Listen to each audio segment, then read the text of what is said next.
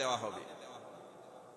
আমার বন্ধুগণ, কাউসারের এক নম্বর অর্থ হলো হাউজে কাউসার।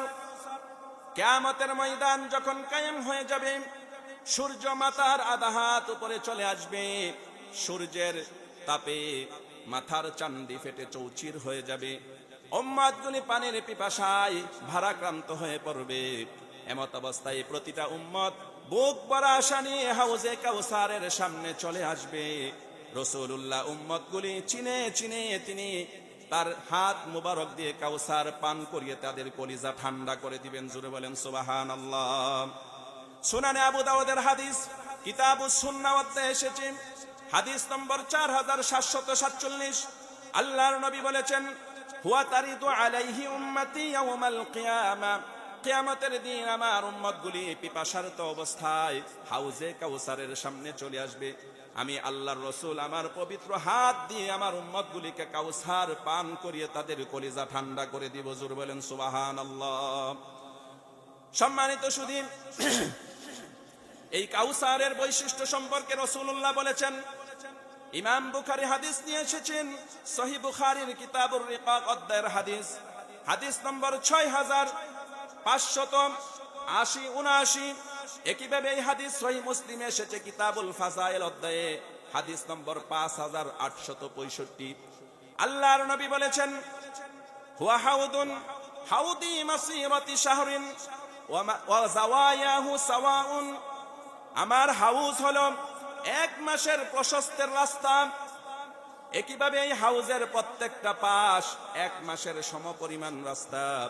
মাউহু আবিয়াদু মিনাল লাবান, এই হাউজে কাউসারের পানিটা হবে দুধের চাইতে অধিক সাদা।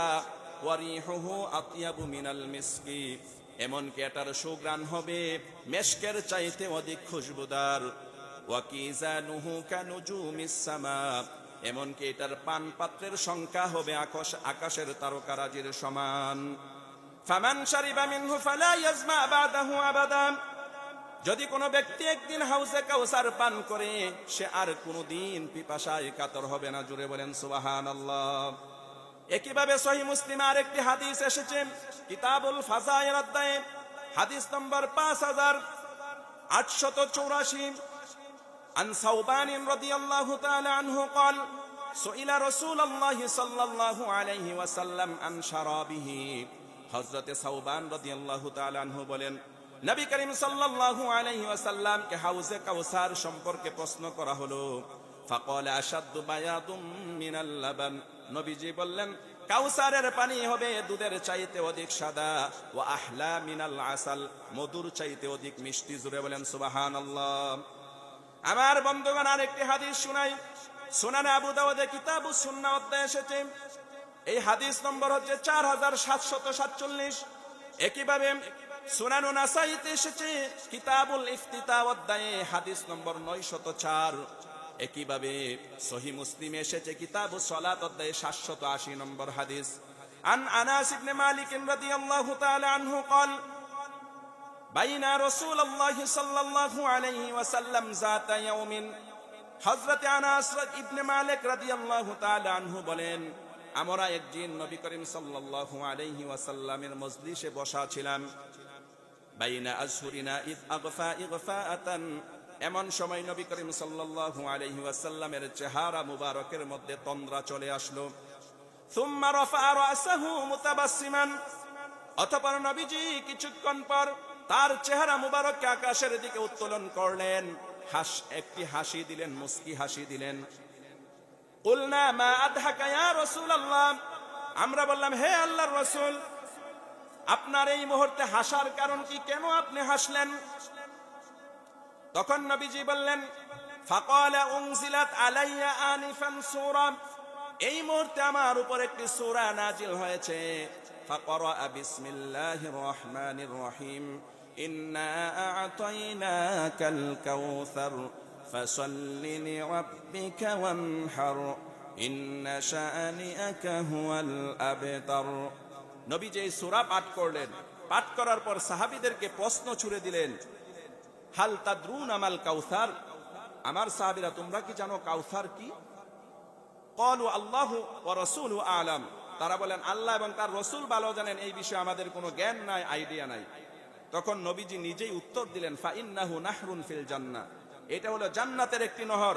ওয়াদানিহি রাব্বি আযজা ওয়া জাল্লা খায়রুন কাসীর, আল্লাহ পাক এই কাউসারের ভিতরে অসংখ্য অগণিত নিয়ামত দান করেছেন, যা পৃথিবীর অন্য কোনো নবীকে দেওয়া হয় নাই। সুবহানাল্লাহ।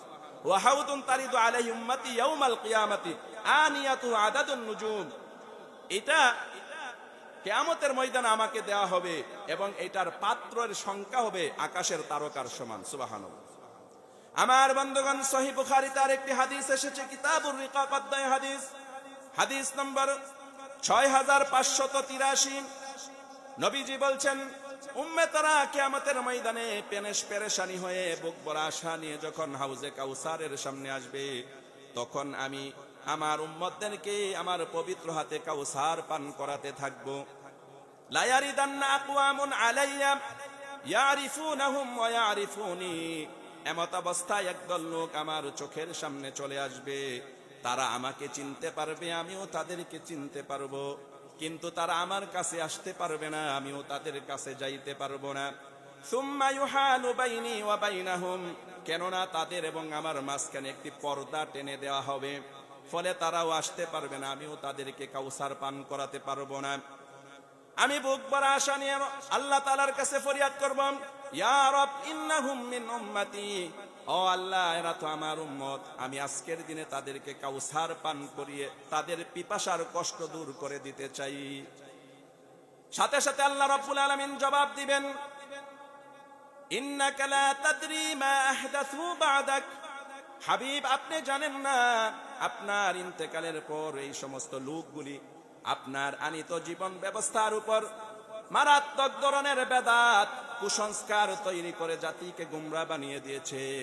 তারা আপনার দিনকে পরিবর্তন পরিসংস্করণ করার চেষ্টা চালিয়েছে। এই জবাব আসার পর নবী করিম সাল্লাল্লাহু আলাইহি ওয়াসাল্লাম বলবেন, সুহকান সুহকান লিমান গায়্যারা বাদি, তোমরা যারা আমার ইন্তেকালের পরে ইসলামের ভিতরে নতুন নতুন বেদাত চালু করেছো, কুসংস্কার চালু করেছো, বেদাতের পক্ষে কথা বলেছো, বেদাতের পক্ষে বহস করেছো, বেদাতের উপর কিতাব রচনা করে জাতিকে সুন্নাহ থেকে বিরত রেখে বেদাতের দিকে পরিচালিত করেছো, এই সমস্ত কপাল পোড়া বদনসিব ভাগ্য বিপন্ন লোককে আমি কাউসার পান করাতে পারবো না। জুড়ে বলেন নাউজুবিল্লাহ। তাহলে এই হাদিসগুলি প্রমাণ করে যে নবী করিম সাল্লাল্লাহু আলাইহি সাল্লাম কোন বেদাত এবং মুশরিককে, কাফেরকে হাউজে কাউসার পান করাবেন না।